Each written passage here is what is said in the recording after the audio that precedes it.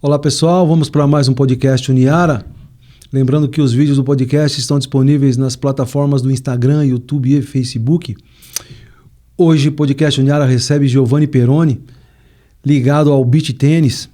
Giovanni, prazer em recebê-lo em nossa casa, seja bem-vindo. Olá Alexandre, é um prazer imenso estar aqui. Gostaria de agradecer muito o convite para a gente poder falar do beach tênis, falar das curiosidades desse esporte maravilhoso, que vem a cada dia que passa agregando uma quantidade significativa de pessoas e praticantes das mais diversas variedades, vamos dizer assim, de tipo de morfológico, ou beach tênis não escolhe tamanho, não escolhe se é alto, se é baixo, se é magro, se é gordo, né? Joga o avô, joga o neto, joga o pai, o filho. Um esporte extremamente saudável e muito familiar. Então, você tem toda uma história, né? Você é esportista desde pequeno, enfim e tal. Sempre ligado mais ao futebol, né? E nos últimos anos me parece que você vem se dedicando mais ao beach tênis. Como é que foi a sua inserção no beach tênis? Como é que você descobriu isso como esporte e você falou assim, não, eu vou praticar esse esporte e vou levar adiante? Como é que surgiu essa afinidade com o beach tênis? Bom, Alexandre, o beach tênis ele entra na minha vida a partir dos 7 anos de idade. Eu nem sabia que um dia iria jogar o beach tênis. Eu, como todo esportista, principalmente no tênis, o meu irmão é professor de tênis, nós tivemos a oportunidade de dar início a essa modalidade esportiva do tênis na infância, com 7, 8 anos de idade. A gente pegava bolinha para o meu tio Mário, que é professor de tênis aqui no Clube Araraquarense, Mário Sérgio Pedrolongo, é uma referência no tênis aqui em Araraquara.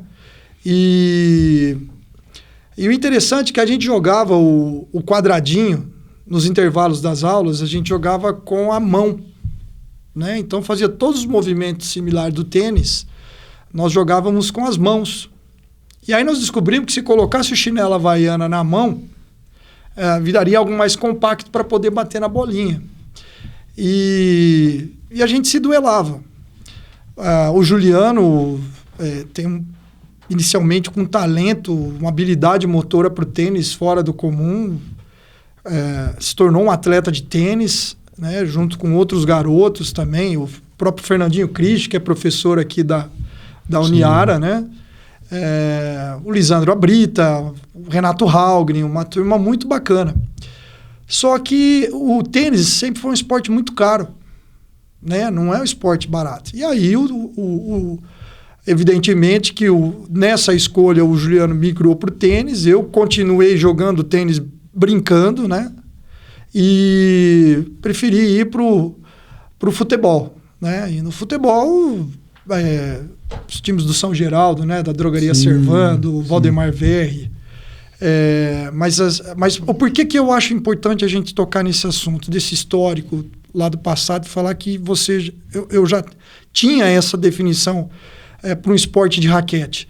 Porque essas habilidades motoras que a gente faz de brincadeira, futebol, vôlei, jogos da primavera, tudo isso hoje está dentro do contexto da habilidade que você aplica para poder jogar o beach tênis. Sim, porque para você jogar o beach tênis você tem que ter uma série de movimentos, né? E você tem que ter habilidades motoras assim recorrentes, né? E bem finas. Bem finas. É porque a coordenação motora ela influencia muito, porque você vai fazer um golpe de forehand, um exemplo. Você joga com a mão direita. Você, ao golpear a bola com a mão direita, você precisa estar com a perna esquerda avançando à frente. Uhum. Então, essa cadência, essa similaridade dos movimentos, tudo que você tem na infância, na idade escolar, vamos dizer assim, ela influencia muito.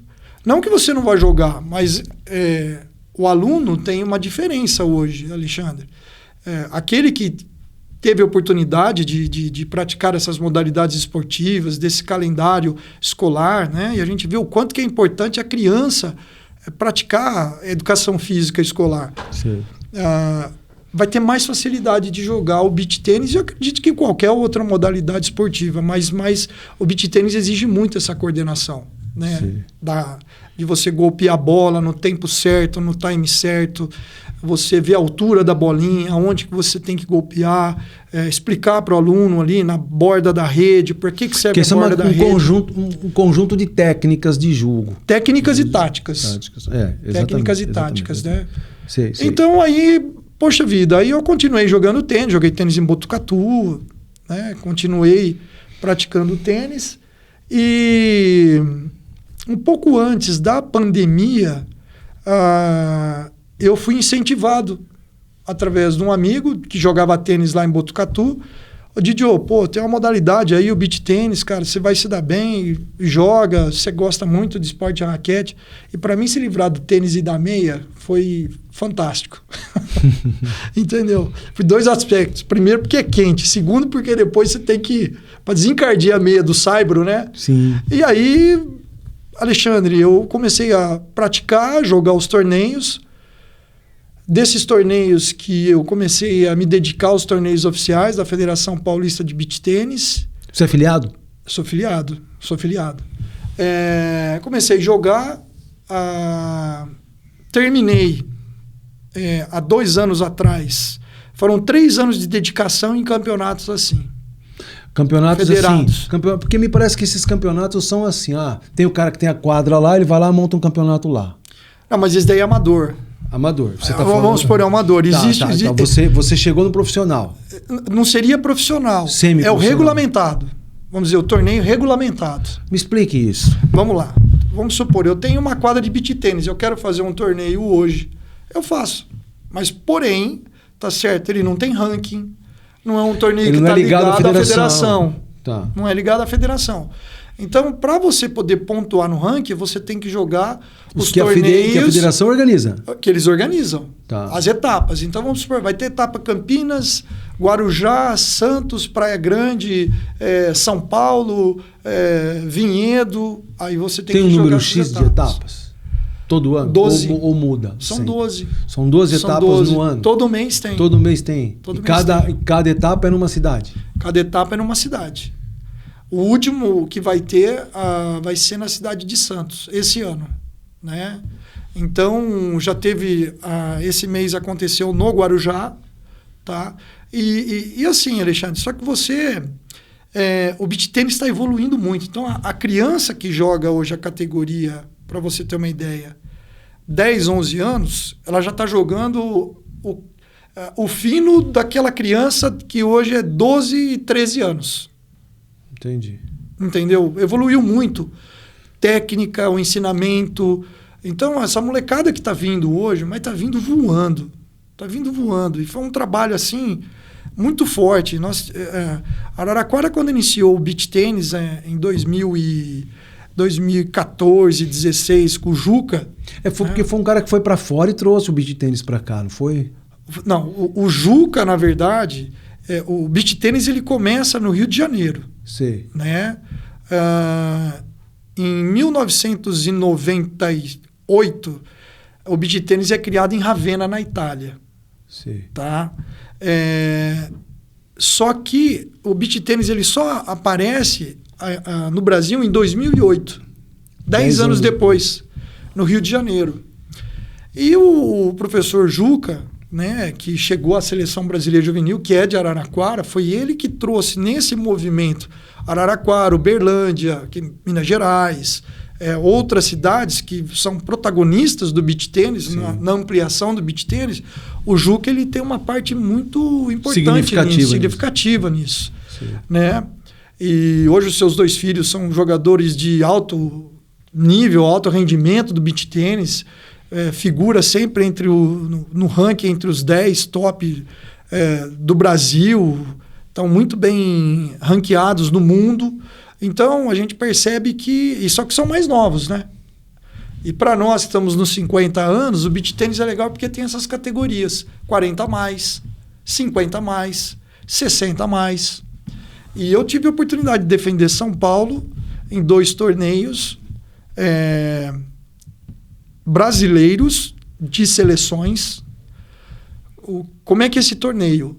Todos os estados, os 26 estados, mandam as suas seleções em todas as categorias. E você estava na categoria, você estava na seleção? Joguei a 40 mais e joguei a 50 mais. Tá. Na categoria 40 mais, eu terminei em 5º lugar no brasileiro. E na categoria 50 mais, eu repeti o 5º lugar, né? Isso exige um pouco mais... Quantos participantes assim tem no geral, assim, da sua categoria, em média, assim, por competição? Olha, eu vou te falar, uma competição que a gente está jogando, ela não é regulamentada, só para você ter uma ideia, o tamanho do beach tênis hoje. Sim. Nós temos na categoria 50 mais o que a gente chama dos dinos, os dinossauros do beach tênis. Sim. 50 mais. São 300 participantes hoje no grupo, é o maior grupo de beach tênis no Brasil, não tem outro histórico no mundo de um grupo desse tamanho. Sim. Então atleta de Casa Branca, Mococa, Campinas, Ribeirão Preto, São Paulo, Vinhedo. E aí vocês se juntam e montam um torneio e nós temos um ranking. Uma vez por mês a gente se encontra. Mas isso é pela federação ou vocês mesmos que organizam? Não, esse organizam? nós organizamos. Vocês mesmos que organizam? Nós organizamos. Só dessa categoria? Só dessa categoria 50 mais. Sim. Mas nenhum torneio oficial da federação tem essa quantidade de atletas. Entendi. E como é que é feito o torneio? Os primeiros 100, quando libera a inscrição, os primeiros 100 que se inscreverem têm vaga garantida. Os demais ficam na lista de espera. E agora nós tivemos uma novidade, a categoria 60 mais. Também. Porque a maior quantidade de pessoas praticantes de beach tênis são essas pessoas dessa faixa etária de idade. É mesmo? Hoje quem pratica mais o beach tênis é 50 mais e 60 mais. Por quê? Porque são pessoas que já estão praticamente aposentadas, a grande maioria. Outros são pessoas que já têm o seu próprio negócio, são patrões, vamos dizer assim, né? E têm oportunidade de ter essa disponibilidade de horário para poder jogar, para poder se divertir. Então, esse cara trabalhou a vida inteira. É o que eles mais comentam quando a gente está presente, reunido. Pô, nós trabalhamos a vida inteira, agora chegou o momento da gente também... Se divertir um pouquinho. Se divertir um pouco, curtir. Então leva a família, é um ambiente super familiar, muito bacana.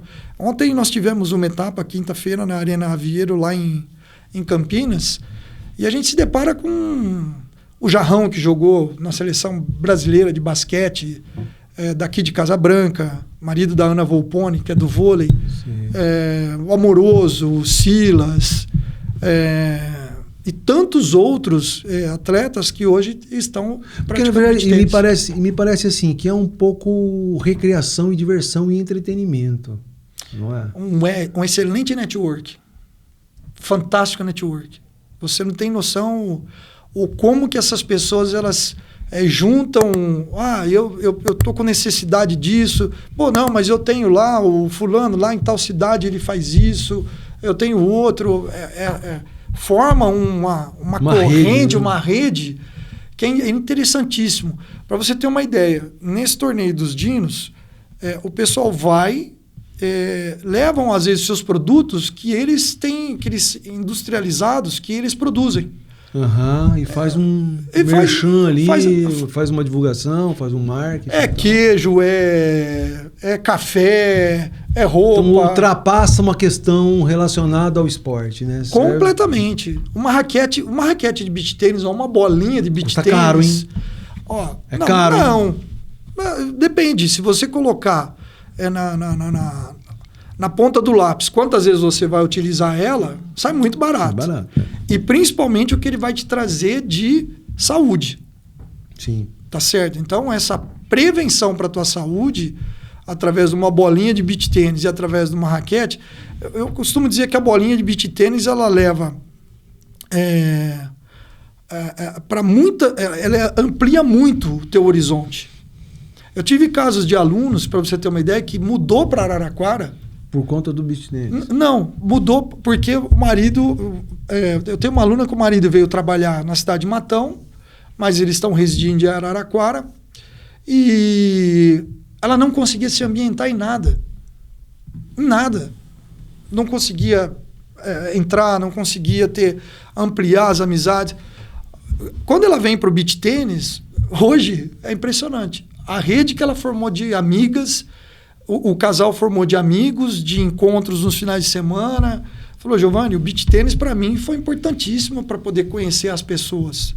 Sim. Então, essa questão social... Porque não é só o esporte em si, né? Não é. Não é só o esporte em si. Não Ele ultrapassa esse limite do esporte. Né? Ultrapassa a preocupação do dia a dia, vira essa questão da amizade, vira essa questão da história que cada um tem, que traz, às vezes, para dentro da quadra, sabe? Para a gente poder conversar, para a gente poder, às vezes, tem um profissional assim... Tem um profissional assim que pode cuidar disso, que pode te dar uma atenção nisso. Então, isso ultrapassa e a pessoa passa a ter um horizonte muito grande, né, de contato. E eu acompanho lá no condomínio onde eu moro, tem um pessoal que joga lá, né? Uhum. E aí, assim, é fácil jogar o beach tênis? Fácil. Precisa só ter, inicialmente, a dedicação de você fazer os movimentos corretos. E você treinar para você não ter lesão. Para você não ter lesão. Não, no período básico, para você poder fazer a movimentação correta, para poder você ter a questão da habilidade motora, né? Para praticar. E você também não se lesionar. Então, vamos supor, se você pegar a raquete errado, se você pegar a raquete com um movimento de punho errado, na hora de golpear a bola, você pode ter lesão no ombro, você pode ter uma lesão no punho, você pode ter lesão porque o tênis porque o tênis, na verdade, ele é todo sistemático, né? Você tem que ter uma forma de bater na bolinha, né? Você tem que ter uma forma de pegar na raquete. Não é diferente o beach tênis. Só que a particularidade do tênis é que os golpes de forehand e backhand, eles são na lateral do corpo. Sim. Né? Aqui e aqui. Uhum. No beach tênis, a raquete em pé é aqui e aqui. Então, você trabalha com o punho, fazendo a adução do punho e fazendo depois a abdução do punho, e depois você fazendo a adução do punho, você fechando o punho. Então, nesses movimentos é que você precisa estar atento de não levantar o cotovelo, porque você faz um movimento desse, levanta lesiona. O ombro, aqui você já sente no ombro. Então, e é um vício muito comum para quem... Que é o manguito, né? E aí para quem não pratica a aula, não faz a aula, lesiona mais rápido. Então, esses cuidados a gente até orienta para que sempre faça com um profissional, que tenha conhecimento, principalmente educador físico, que tenha o conhecimento da anatomia, vamos dizer, do atleta, né? A parte cinesiológica, a parte da cinesiologia aplicada no movimento, a biomecânica do movimento, que é uma das especialidades que eu tenho, que é a biomecânica do movimento aplicado, né, no esporte. Então, a gente vê que tudo isso é um contexto para que você tenha a tua qualidade de vida na prática dessa modalidade esportiva. Entendi. E me diga uma coisa, uma pergunta que a gente já fez aqui para o rapaz que passou daqui, logo no início, quando a gente começou o podcast, a gente falou com um cara do beach tênis. Como que era o nome dele mesmo? André. O André? O beach tênis é uma moda? Ou ele veio para ficar? O beach tênis ele veio para ficar.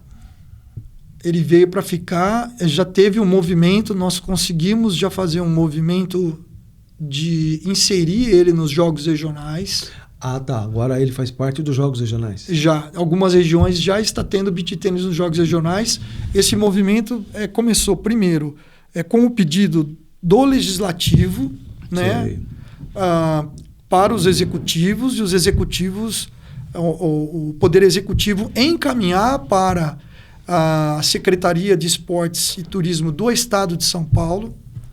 Eu ainda que fiz esse movimento através das assinaturas, para que pudesse ser inserido nos Jogos Regionais. Então, esse ano, nós já tivemos os Jogos Regionais em algumas regiões, já o beach tênis. Na nossa região não teve. Por quê? Foi uma escolha das delegacias. Então, a delegacia de esportes daqui, que comanda a região de Araraquara, não inseriu ainda. Então, mas já de Botucatu, onde tem Lençóis Paulista, Jaú, já teve a competição do beach tênis com medalha, com tudo, já oficialmente, contando pontos já para o quadro de contagem, de pontuação, para ver qual era o município que é o verdadeiro campeão dos Jogos Regionais. Botucatu foi campeã. Na região de Botucatu foi a grande campeã do beach tênis. Então a gente percebe que essa quantidade de arenas que foram aparecendo, né, Hoje tem assim, você tem acho que umas 4 arenas aqui em Araraquara, fora os clubes, né, com quadras de beach tênis, os condomínios. Vocês têm um número assim de praticantes do esporte? Existe uma federação araraquarense? Uma associação araraquarense? Não, ainda não tem. Ainda não tem. É um sonho. Vocês têm essa pretensão? Temos. Não, nós temos. Nós temos porque, através da associação, você consegue inserir o desenvolvimento de projetos sociais. Né? Existe já uma empresa aqui em Araraquara interessada em desenvolver um projeto social de beach tênis. Já a gente está desenvolvendo o projeto, nós começamos já a trabalhar a ideia de trabalhar com o beach tênis para os autistas.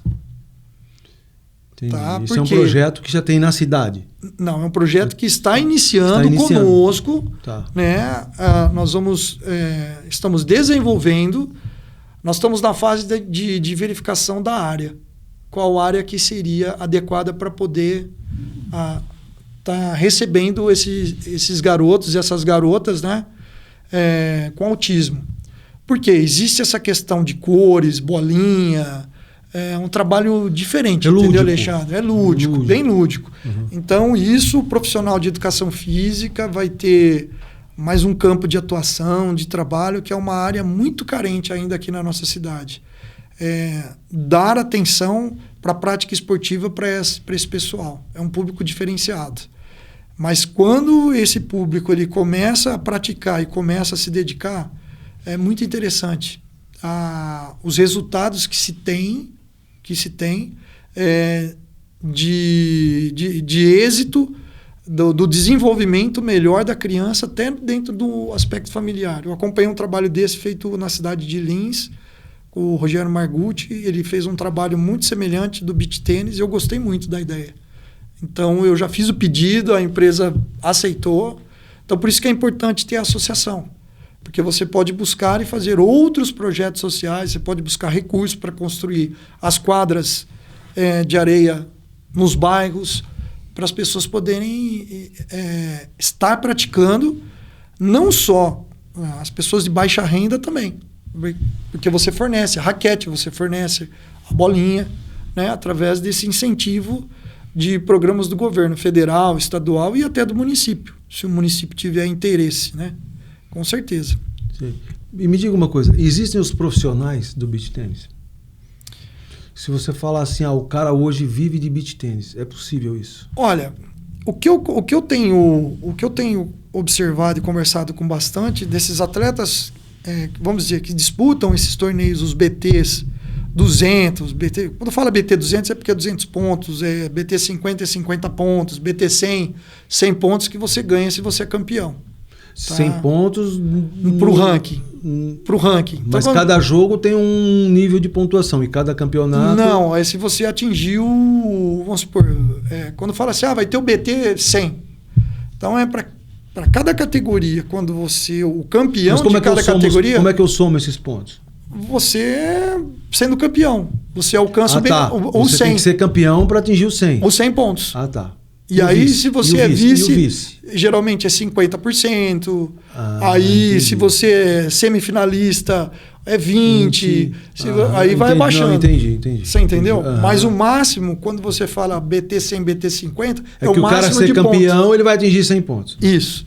Entendi. Para o pessoal também poder entender, né? Entendi. E o que a gente conversa é assim, muitas vezes, quando tem os torneios que tem premiação em dinheiro, que é o que chama mais atenção para ser disputado. Quanto paga hoje um torneio top assim do beach tennis? Quanto paga em valores assim por cima? Assim?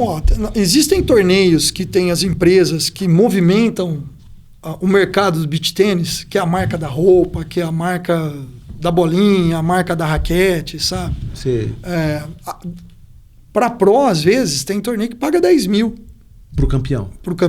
Sim. Aí começa 5 mil, entendeu? Todos que pagam 2 mil, 1.000. Tem alguns torneios aqui que às vezes acontece que não são regulamentados pela Federação Paulista. Eles pagam R$1.000, às vezes R$1.500, para o cara poder jogar numa quinta-feira à noite. entendeu? Já tem cidade da região fazendo isso. E isso traz movimento, traz inscrição para o torneio. Então, a arena... Sim, claro, quanto mais você paga, mais inscrição você vai ter. Justamente. Então, essas arenas hoje, vamos dizer assim, elas conseguem ter um movimento, se sustentar através dessa movimentação. Alunos, através de atletas praticantes, às vezes no final de semana, dos torneios, né? Então, por isso que você vê essa quantidade significativa de torneios que acontecem. Eu vejo, sempre tem, tem um torneio aqui, tem um torneio ali, tem um torneio lá e tal. Um paga 1.000, outro paga 1.500, outro paga 2, outro paga 600 e tal. Araraquara, São Carlos, agora dia 20 de setembro vai acontecer um torneio na arena lá em São Carlos, né, que fica na rodovia, que para mim é a melhor arena de beach tênis hoje da região, né? E vai ser o torneio da Mormai. Entendeu? Sim, aquela marca. Aquela marca, né? E por que a gente está falando isso? Porque eles vão trazer as grandes estrelas do beach tênis, para eles poderem fazer os jogos da categoria Pro. E esses caras vivem do beach tênis. Vivem do beach tênis. Eles só fazem isso. A marca patrocina eles. Tá. Ele tem o patrocínio da marca e ele ainda pode ganhar o dinheiro da premiação, porque se ele ganhar o campeonato, ganhar o torneio... E ele está ganhando também para vir. Ganhar para vir. Ele está ganhando também para vir. Então virou um merchan, então tem toda uma estrutura por trás. Aí por isso que eu tô te falando que essa bolinha de beach tênis por trás, cara, ela tem uma série de um mercado muito grande, sabe? De profissionais, da vestimenta, da tecnologia de raquete, da marca, da competição que tem dessas marcas de raquete para poder lançar sempre uma raquete mais sofisticada. Ela tem um furo no meio, ela tem um furo no meio, né? Ela tem furos nas laterais. Nas laterais, não é? Nas laterais. E assim, por que tem esses furos? Para poder facilitar a ação do movimento, para o ar entrar pelos furos, para a raquete se tornar leve. Entendi. Não é que nem uma raquete de frescobol, que ela é compacta inteira, né? Sim. Porque o beach tênis é uma mistura de frescobol, com vôlei, com tênis, as regras meio que... É parecida com a do tênis. As regras meio que se misturam, né? Isso. Mas assim, as habilidades motoras...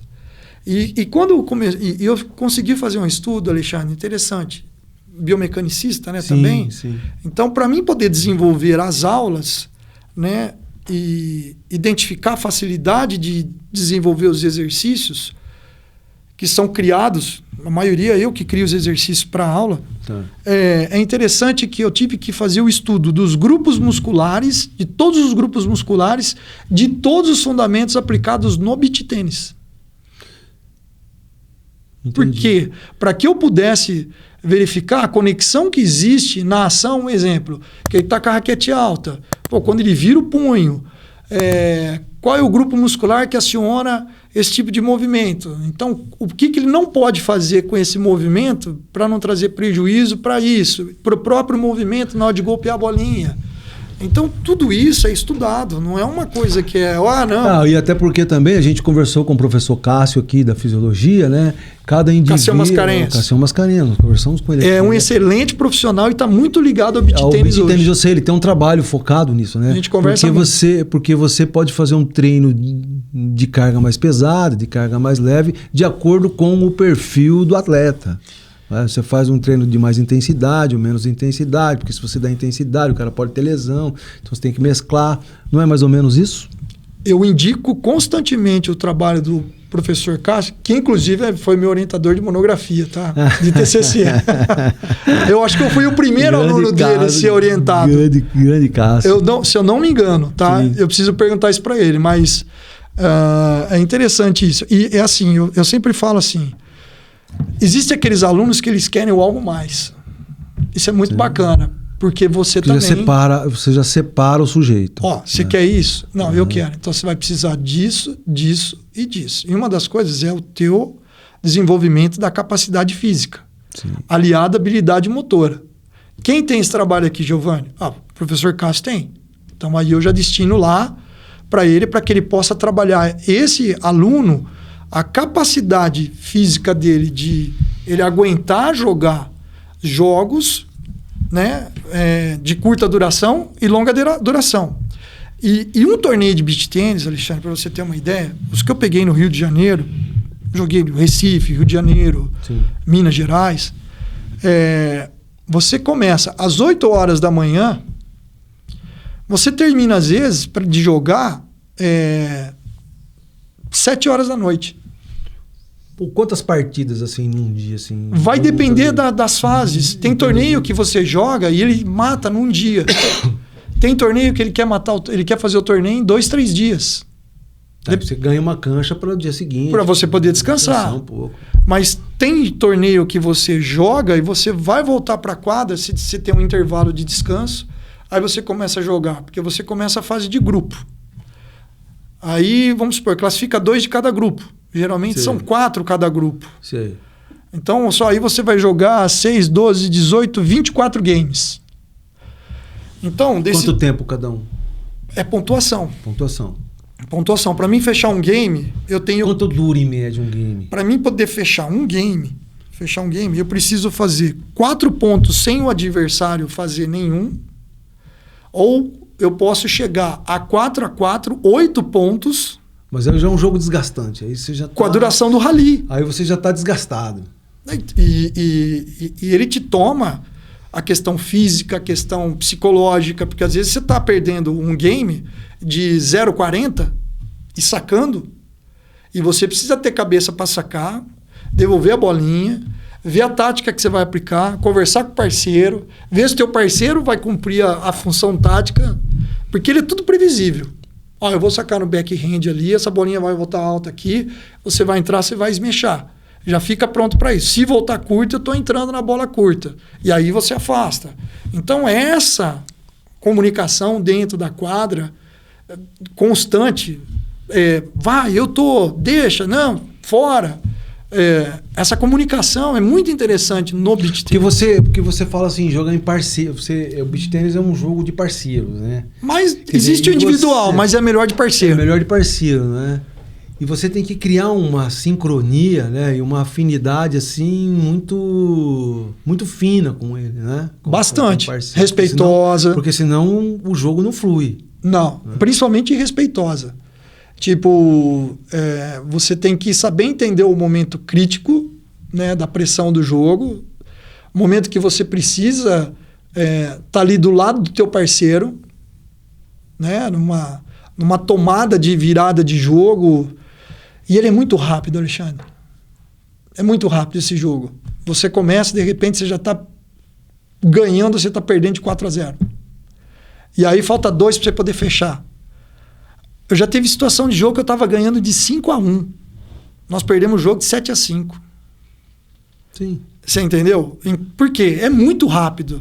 Então você precisa ter um trabalho da psicologia esportiva para jogar o esporte de raquete. Não só no beach, né? Mas no geral. No geral. No geral, você precisa ter uma psicologia muito forte. Mas eu vejo que nos esportes de raquete ele é essencial. Porque ele tem uma característica mais individual. Ele não é tão coletivo. Porque depende do teu golpe na bola. E é uma decisão sua, né? E tomada rápida. Porque no futebol até o outro pode errar um passe. Mas você vai ter o outro para poder ajudar. Mas muitas vezes não dá. Aí é gol. Então, é gol. Então, é a mesma a linha. Mas eu tenho o goleiro. Se eu sou centroavante, eu erro lá. Eu tenho o goleiro lá. Então, às vezes, eu tô tranquilo. Mas ali não, no esporte individual, é o cara ali. Então, ele tem que estar focado ali o tempo todo no jogo e nem sempre isso é possível. Nem sempre as pessoas conseguem esse tipo de concentração, né? Não. E é interessante, porque se ele... A minha recuperação eu faço, quando a bolinha cai no chão, eu já começo a minha recuperação. Bolinha caiu no chão, eu estou indo sacar, ou eu estou esperando meu adversário pegar a bolinha para ir sacar, eu tenho ali de 5 a 7 segundos, ou 10 segundos no máximo, para ele poder ir para o saque, ou eu ir sacar, e já está mentalizando o que eu vou ter que fazer nessa jogada que eu estou em posse da bolinha, ou eu vou receber a bolinha. Então, por isso que eu falo que é uma dinâmica muito rápida, que isso ajuda a desenvolver também o raciocínio. Hoje eu tenho senhoras de idade praticando beach tênis com 62, 65 anos, que fala para mim assim, Giovanni, mudou tudo a minha vida, é interessante. Antes eu demorava para pensar, raciocinar alguma coisa. O beach tênis hoje, aqui sinal, a bolinha tá vindo na minha direção e eu tenho que bater nela. Porque se eu não for de encontro com ela, a bolinha vem de encontro comigo e cai em cima de mim. Então é muito legal você ouvir esses testemunhos dessas pessoas. Então, porque me parece assim, né? Você está me contando, me falando, né? Que existe uma fronteira, assim, existem fronteiras no beach tênis, né? Ele é um pouco esporte de competição, ele é um pouco saúde, ele é um pouco diversão, ele é um pouco entretenimento, né? Tem esses elementos aí todos. Né? Perfeita definição. E você precisa um pouco assim separar o elemento. Não, você quer ser atleta, você vai para um lado. Ah, você não quer, você quer jogar de vez em quando, então você vai para outro lado. Eu acho que isso daí é algo assim muito democrático e positivo, assim, no sentido de você estabelecer limites para as coisas, né, de uma certa forma. Ah, você tem o idoso que ele não vai competir, mas ele vai lá para fazer entretenimento, para dar umas risadas, ele vai para ganhar saúde, não é? Aí você tem aquele cara que é mais novo, ele quer ganhar uma grana, então ele tem que jogar melhor porque ele precisa viver disso, então ele tem que ter o domínio da técnica, ele tem que ter preparo físico. Me parece que tem esses elementos aí todos. Concordo plenamente com as suas definições, elas são fantásticas. Você atingiu o objetivo do beach tênis. O beach tênis ele já é um esporte já que no Rio de Janeiro, quando ele começa o cara jogando de sunga, de biquíni, a mulher de biquíni. É um esporte assim extremamente que você vai, a roupa, né, a vestimenta fitness, você se sente muito à vontade. Então, o objetivo do beach tênis é isso, né? Essas pessoas acabar de jogar, você sentar, você conversar com o teu companheiro, com o teu parceiro, com quem você estava jogando, falar da vida, falar do trabalho. Tomar uma cerveja, depois, falar do futebol, tal. Entendeu? Tirar sarro do time que está ganhando, que está perdendo. O beach tênis é esse universo. Fagner.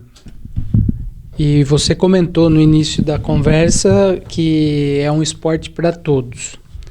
E aí a gente entra em outras conversas que nós tivemos com outros professores que fala que na escola, geralmente o que predomina é o futsal, né? Nas escolas, o futsal por conta da quadra.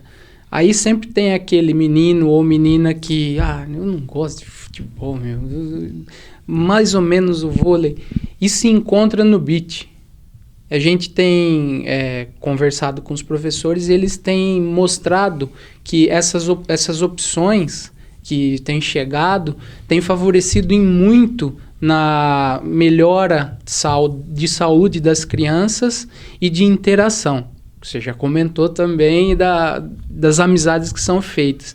Então, veio para somar, mas ainda falta um certo crescimento, apesar do tempo que o beach tênis já existe. Fagner, é importantíssima a sua pergunta. É fantástica. Você abriu aqui uma oportunidade de eu trazer aqui uma coisa que eu penso. A educação física escolar, ela precisa evoluir. Ela precisa passar por uma transformação. Essa transformação, ela tem que entrar em novos conceitos pedagógicos para os esportes beach, esportes de areia. Tá? Então, não é só o beach tênis, mas hoje nós temos o vôlei de areia. Nós temos o futevôlei. E se você começar a trabalhar, você começa a criar novas modalidades esportivas no esporte beach, no esporte de areia. Por que o futsal talvez seja hoje a bola da vez para a educação física? Para mim, não é hoje. Sempre foi. Porque nos intervalos que eu me lembro na escola, tanto no IEBA, como também no Antônio J. de Carvalho, em outras escolas que a gente teve a oportunidade de estudar, a gente jogava futebol, mas pela cultura. É o país do futebol, né? Haja vista que o vôlei, em 1984, chama atenção e a gente tem a mídia envolvida, passa a ser o segundo esporte a partir do momento que o vôlei ganha a medalha de prata olímpica. Né? Com Renan, com Badá, com William, Bernardinho, o próprio Zé Roberto Guimarães, com toda essa turma, né? Então, e eu me lembro no passado que em Araraquara, esses profissionais, esses professores de educação física que eram os atletas de vôlei, o caso do Demerval, do Heraldo Pimentel, do Duda, Urias. O Urias já é de uma geração mais antiga, mas essa geração existiu, tá certo? Devido àquilo que aconteceu no vôlei no passado, na educação física, que era o Paulo Schwartzman, que era o Bruninho Ópice de Matos, que era o Ramalho, que era levantador, que a gente falava que era a mão de veludo, né? Então, quando vem essa geração, que era a geração do Urias, né? Então, quando vem essa segunda geração, depois da turma do Urias, a gente passa a ser aluno desses profissionais. Mas na escola, tinha um calendário. Você começava com o handball, saía do handball, você ia para o basquete, ou era o basquete primeiro, depois era o handball, porque era uma sequência. Eu me lembro, era o voleibol e o futebol era o último. Tá certo? Agora, nós estamos ainda nesse modelo.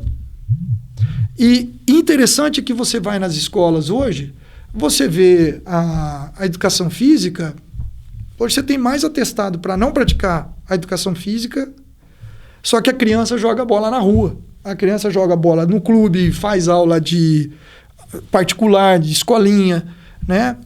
E tudo isso traz aqui um atraso no desenvolvimento desportivo e das modalidades esportivas. Claro, com certeza. Então, a sua pergunta ela é excepcional, por quê? Porque a gente precisa sentar, os educadores físicos precisam repensar, o Conselho Federal de Educação Física precisa repensar isso, certo? Porque também me parece, e assim, se me corrija, né? Se há alguma coisa equivocada, mas me parece também que os instrumentos para trabalhar não são muitos. Você tem ali uma quadra, a educação física se volta ali na quadra. Então você vai jogar um vôlei de quadra, você vai jogar um basquete na quadra, você vai jogar um futebol. Outros elementos que poderiam de repente compor a educação física, o cara fica limitado a esse processo. E me parece também que hoje você tem uma estrutura que não permite muito isso. Então, por exemplo, para você tirar um aluno da sala de aula e levar um aluno para uma outra coisa, tem que pegar a autorização do pai, a autorização do professor, tem que ter autorização da escola, tem que ter autorização do secretário. Pronto, você já... E já vem as barreiras. E aí você já tem as barreiras. Ah, você precisa de um ônibus para deslocar as crianças para tal. Você já não pode, porque o ônibus já não tem. Então você fica ali. Me parece que o cenário é esse. Me corrija se eu estiver errado. Não, o cenário é esse. Ele é deficitário. Então o cenário é deficitário. Então, muitas vezes, o cara ele não trabalha porque ele não quer, é porque ele não tem elementos para fazer diferente. Como é que o cara vai pedir para a escola construir uma quadra de beach tênis? Ou seja, para jogar um futevôlei ou coisa assim? A escola está preparada para isso? Aí que tá o que eu vou te falar é uma coisa que, assim, eu acho que aí falta... um conjunto de forças de vontade. Vou te falar o porquê. E ainda nós estamos na resposta da pergunta do Fagner. Sim. Você sabe como é que foi construído o ginásio do IEBA?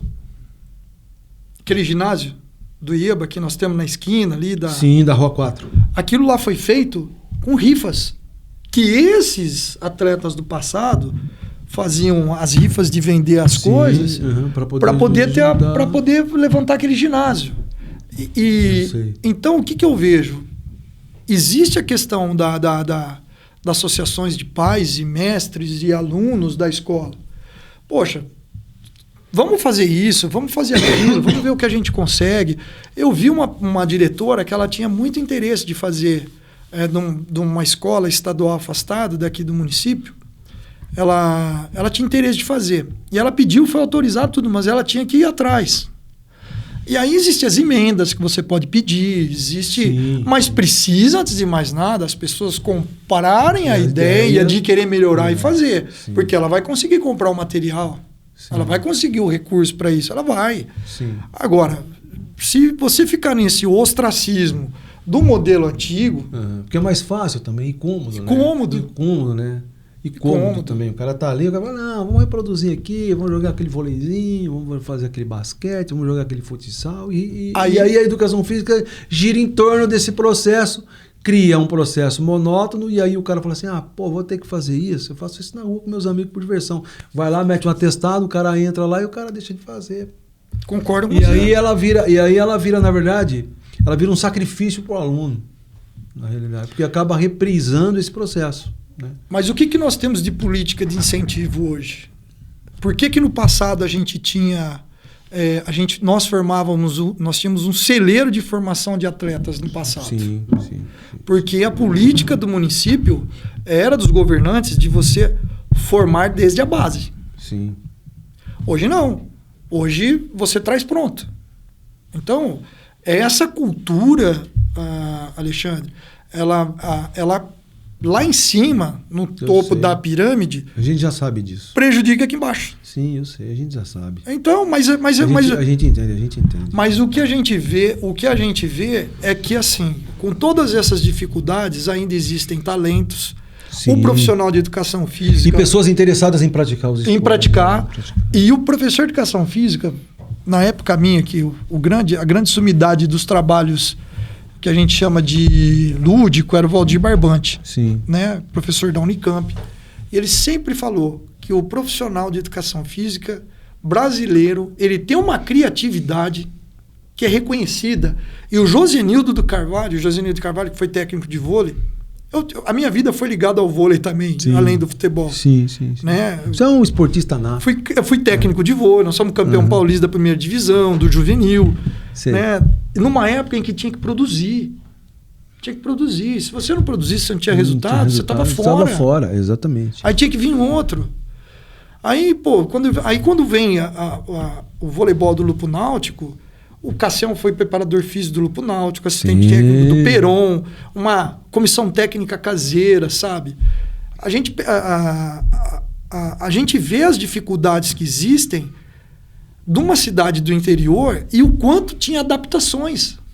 Pô, nós não temos isso, mas vamos adaptar com isso. Não tem isso, mas vamos pôr Mas vamos fazer com isso. Sim. Mas você tenta. Né? E justamente. E os atletas veem isso e reconhecem. E eles saem depois propagando isso, sabe, Brasil afora. Sim. Então você vê que nós somos privilegiados porque sempre com pouco recurso você consegue fazer muito. Olha o cenário que Araraquara já se engajou, já entrou. Com esses meninos do beach tênis, filho do Juca, com o voleibol masculino e feminino da Uniara. Poxa, no passado. Com o basquete da Uniara. Pô, o basquete da Uniara foi fantástico. Sim, né? A gente conversou aqui recentemente com o Pedro Della Corte. Nós falamos, o Pedro veio aqui, a gente bateu um papo com ele. Isso é muito. E o quantos desses atletas que vieram para jogar e ficaram no município? Sim. Família, sabe? Que hoje a gente se relaciona, tem amizade, que se tornaram araraquarenses, né? Por escolha. Eles escolheram Araraquara para ficar. Né? Nós ainda nascemos aqui, né? Sim. Lá no Largo do São Geraldo. Araraquara, né? Da Gema. Araraquarense da Gema, né? Então, é isso, Alexandre. A gente percebe que, na pergunta do Fagner, foi muito importante a gente falar sobre isso, porque nós precisamos que as autoridades reavaliem, repensem no modelo mais moderno da educação física. E já tem modernidade suficiente para poder mudar isso. Basta ter força de vontade para mudar. Ministério da Educação. E poderia começar pelos municípios, através das escolas municipais. Sim. Tá certo? Sim. Alguém tiver... vamos fazer quadro, então, de Sport Beat lá, para poder modernizar isso. Né? E desenvolver. O espaço existe. Basta ter força de vontade de gente querer. Voltando no beach tênis, como é que você vê o futuro do beach tênis no país? O Brasil já teve várias oportunidades em vários torneios de ser campeão mundial. É uma grande força. Atletas da Itália, tá certo, vieram para o Brasil para poder treinar no Brasil. Porque nós temos 8.000 quilômetros de litoral. Né? Nós já fomos proeminentes no vôlei de areia. Hoje nós perdemos um pouco isso. Né? Hoje quem ganha medalhas hoje são outros países. Né? Nós já ganhamos no passado. Você acha que nós vamos atingir um ápice como o vôlei de praia, por exemplo, no beach tênis? Eu acho que as forças... Você acha que caminha para ser um esporte olímpico? Você acha que... Você já percebeu? Você acha que tem força do beach tennis chegar a ser um esporte olímpico? Chega. Não vai ser tão rápido, não. Você pode esperar aí mais umas 2 ou 3, mais umas 2 Olimpíadas. Essa que terminou agora, você pode contar em mais 2, porque o movimento ele começa primeiro nos municípios, nas cidades, Sim. Depois vai para o estado, depois vai a nível nacional. Então, aí você vai contabilizar o que tem nas federações, nas confederações nacionais de cada país, para você ver se você atingiu o que tem de requisito que o Comitê Olímpico de cada mundial ele exige, né? E depois vem para o Comitê Olímpico Nacional. Eu tenho curiosidade de estudar e saber quais são o que precisa atingir no Comitê Olímpico Brasileiro para poder o Brasil entrar, cumprimos com isso. Precisa agora a Itália, precisa agora os Estados Unidos, precisa agora esses outros países da Europa ver o que eles precisam cumprir para poder atingir esse ápice de se tornar um esporte olímpico. Né? Acho que até quem poderia falar legal sobre isso é o próprio professor João Borim, né? Está muito ligado ao COB, né? Vamos dizer assim, tem profundo conhecimento disso daí. Mas é uma coisa que me desperta a curiosidade de querer saber. Né? Sim. E existe uma seleção brasileira hoje? Existe.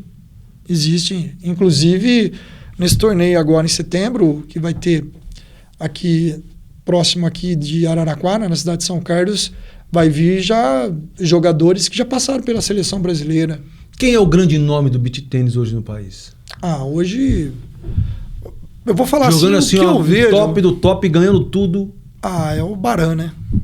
Tem o Baran, o Vini Fonte já... Mas tá vindo uma molecada boa. Você já passou o Capelete, já passou uma turma aí, cara. Olha, que dá gosto de você ver jogar. A bolinha é muito rápida, Alexandre. Não sei se você já viu um jogo... Eu vejo a rapaziada batendo uma bolinha lá no condomínio lá, mas eu nunca parei pra jogar e também nunca parei pra assistir. Eu vejo o pessoal praticando, assim, tem uma galera... Os canais de TV tem bastante, né? Tem bastante. A bolinha, você não vê a bolinha. O jogo televisionado e tudo mais, você não vê a bolinha. É muito rápido. Então... O que você está vendo o pessoal brincando aí, você coloca aí...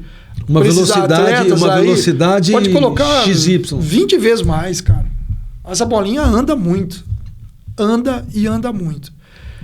E tem umas histórias do beach tennis interessantíssimas. No brasileiro que eu fui jogar no Recife, eu joguei também, porque corre junto o torneio brasileiro e corre um Open para você poder pontuar. Então eu joguei um Open também. Então eu tinha jogado quarta e quinta, eu joguei o Open no sábado e no domingo. Sim. E eu conheci um menino de 11 para 12 anos de idade, joguei contra ele, na categoria que eu joguei. Sim. Ele...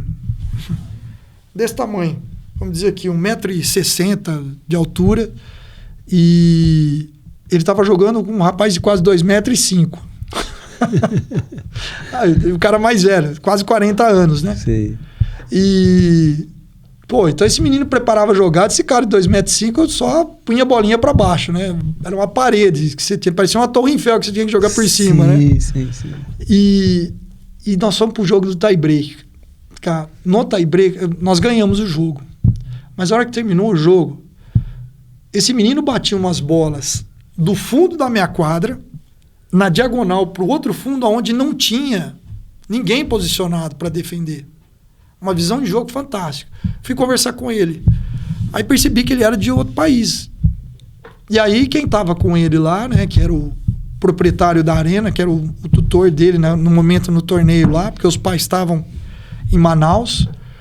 Aí me contou a história. Um menino que veio da Venezuela, tiveram que sair às pressas do país. Eu imagino.